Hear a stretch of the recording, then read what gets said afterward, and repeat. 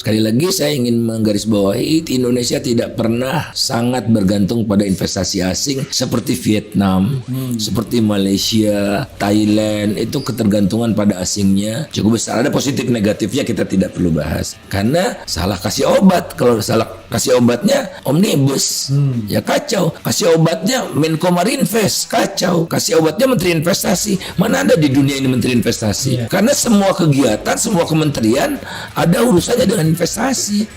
Jadi kalau udah kerja bener, niscaya investor akan datang.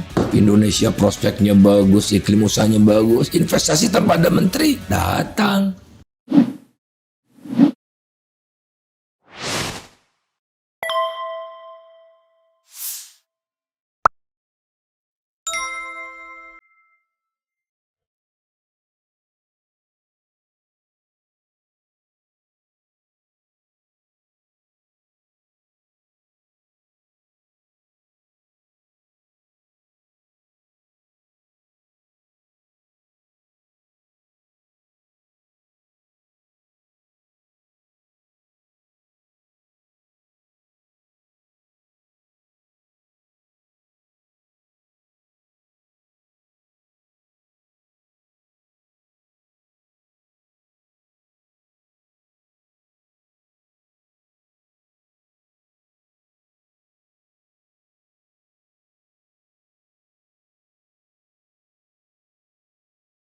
Jadi tentu saja kita bertanya kan apa yang salah dengan kita itu.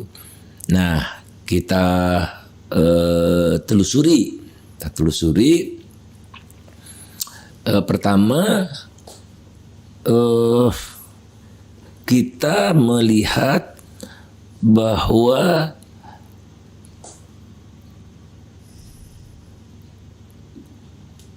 ada yang kita lupa dan tidak dianggap sebagai masalah. Nah, saya tunjukkan trennya itu di slide ke ini tiga. ada nomornya ya. Slide ketiga, habis judul ya, judul. Slide ketiga. Tren pertumbuhan ekonomi Indonesia melambat. Ya, itu. Nah, kalau teman-teman lihat di situ pertumbuhan ekonomi Indonesia trennya itu melambat sepanjang waktu. Jadi bukan di era Jokowi saja, tapi sudah melambat, pernah 8% rata-rata setahun, terus turun 7%-an, turun 6%-an, era Jokowi 1 5%, era Jokowi 2 saya perkirakan lebih rendah dari 5%. Bahkan 98 dan 2020 negatif ya. Nah, negatifnya saya hilangkan supaya tidak terlalu ekstrim. Jadi dalam menghitung rata-ratanya saya hilangkan yang negatif. Ini anjlok kalau begitu. Ya kan kalau 98 kita minus 13,2%. Nggak bisa dihitung ya, karena kondisi chaos. Bukan pattern lah. Jadi ini kan kita mau lihat polanya. Pertanyaannya kenapa? Kok kita sudah ngos-ngosan? Ini menarik itu Bang ya, karena ketika Abang menghilangkan 2020 ya. Ya, dan 2020 kan kita minus karena pandemi. Itu saya hilangkan. Ya, dihilangkan biar patternnya itu nggak di debat ya. Wah, ini kan Anda menghilangkannya. Ya, karena pandemi gitu. Jadi yang tidak pandemi, yang tidak kontraksi. Kalau ekonomi tidak kontraksi, tidak saya perhitungkan. Dan ini dengan data yang normal ini kok flat begitu ya. Nah, betul. Nah, sama seperti orang berlari,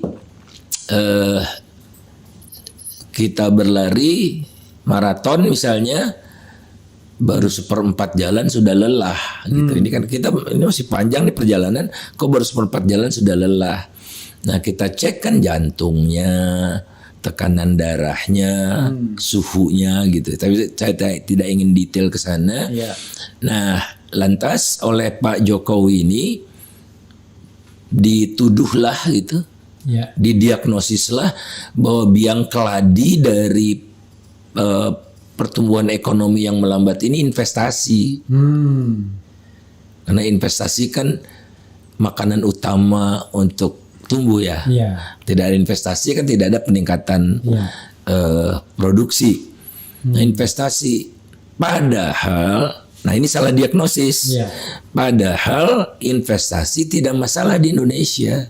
Investasi itu cukup besar. Itu datanya ada pada ini Praga berapa ini yang judulnya itu nomor 1, 2, 3, 4, 5, 6, 7, 8, 9. Ke-9. Iya. Praga ke-9 itu investasi di Indonesia tergolong relatif tinggi. Jadi bukan investasi. Dok, satu penuh layar, Dok. Setara dengan Korea dan upper middle income. Yang tinggi memang investasinya China. Tapi kita tertinggi di ASEAN. Ini investasi ini termasuk dalam negeri juga ya? Investasi yang terjadi di Indonesia yang berwujud fisik, bukan investasi di pasar saham, itu nggak masuk. Oke, fisik Jadi- baik itu modal dalam negeri maupun modal asing. Semua, Semua ya? semua, Oke. semua namanya itu gross fixed capital formation. Jadi membentuk modal, ya investasinya membentuk modal. Oke. Nah, investasi di kita besar. Jadi bukan itu salahnya. Kalau Sehingga boleh tahu proporsinya antara asing sama dalam negeri berapa? asing itu rata-rata 15% saja. 15%, 85%. Kita sepanjang sejarah Republik Indonesia tidak pernah mengandalkan investasi asing. Padahal kesannya investasi asing itu ya kayaknya jadi karpet merah ya. Kecil sekali, makanya nggak usah ngemis-ngemis keluar. Iya, iya, iya. Nah, makanya ada Menko Marinvest, Iya. ada Menteri Investasi, ada BKPM, Yang kerjanya- ada Satgas Percepatan Investasi segala macam. Yang kerjanya roadshow ke luar negeri. Nah, kuncinya maksud saya tuh kuncinya adalah bukan investasi yang masalah, bukan besarnya investasi. Ya, besarnya investasi oke banget, bahkan ya bisa dikatakan kita itu di dunia ini top 20 sebagai penerima investasi asing itu. Nomor 1 Amerika, Ya. nomor 2 China. Kita 2020 itu nomor 16, tapi 2021 nomor 20, tapi tetap top 20. Di top 20 Tapi itu 2020 walaupun COVID kita masih nomor 16 tetap ya. nomor 2020 ya. Tapi kan COVID seluruh dunia. Karena kan rencananya kan udah sebelum Iya, COVID. iya. Oke. Nah, jadi 2021 turun ke posisi 20 tapi top 20. Sekali lagi saya ingin menggarisbawahi Indonesia tidak pernah sangat bergantung pada investasi asing seperti Vietnam, seperti Malaysia, ya Thailand, itu ketergantungan pada asingnya cukup besar. Ada positif negatifnya kita tidak perlu bahas. Saya Thailand, Vietnam itu asing ya banyak ya. Banyak Thailand itu kan komunis. Iya. Tapi 40%. Bukan Vietnam komunis. Vietnam kan komunis. Iya. Jadi itu peranan investasinya 40% asing. Indonesia cuma belasan. Iya. Nah, jadi enggak benar itu, makanya omnibus law-nya juga nggak benar kan? Kan karena investasi biang keladi keluar omnibus mempermudah investasi. Iya, Padahal bukan itu. terutama asing ya, karpet merah untuk investasi asing. Semua ada nggak asing saja, semua dikasih karpet merah. Oke. Nah, jadi salah diagnosis. Nah, salah diagnosis inilah membuat kondisinya semakin lama semakin buruk. I see. Tadi karena salah kasih obat. Kalau salah kasih obatnya omnibus, ya kacau. Kasih obatnya Menko Marinvest, kacau. Kasih obatnya Menteri Investasi, mana ada di dunia ini Menteri Investasi? Iya. Karena semua kegiatan, semua kementerian ada urusannya dengan investasi. Iya. Apa yang tidak investasi? Iya. Ya, Kominfo aja investasi kan, peralatan telekomunikasi. Iya. Jadi kalau udah kerja bener, niscaya investor akan datang. Iya. Ya kan? Indonesia prospeknya bagus, iklim usahanya bagus, investasi tanpa ada menteri datang.